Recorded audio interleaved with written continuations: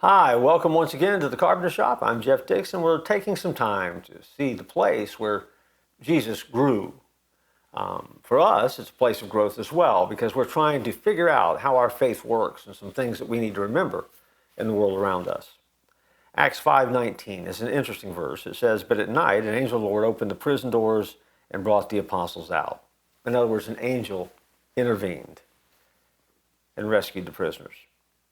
Missionary John Patton and his wife were surrounded by hostile islanders, and they prayed through the night for God's help. They knew the islanders were there to kill them. They didn't have any way to defend themselves, and so they simply prayed. The next morning, they discovered that their would-be attackers had fled. And somewhere over the course of the night, as they were frantically praying and asking God for help, those that wanted to attack disappeared. A year later, they learned why. As the people prepared to attack, they realized the mission compound was surrounded by hundreds of men in shining garments with swords drawn. That's what they saw. That's what scared them. They were outmanned. The weapons terrified them. The army looked too strong to defeat. And so, the islanders ran.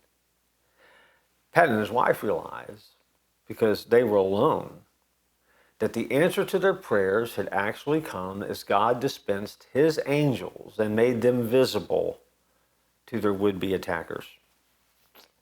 The Bible talks about ministering spirits, how God divinely intervenes, and how angels show up in our lives at the right time for the right reasons to do the right things.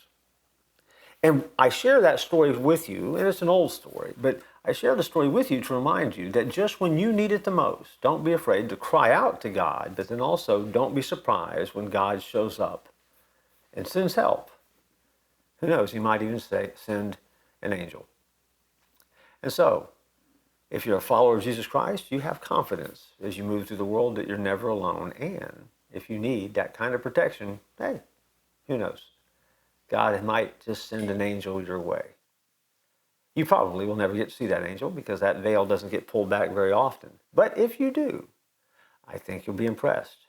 And I think that anyone who wants to hurt or harm you would be impressed and maybe terrified as well, just like these islanders were in this particular story.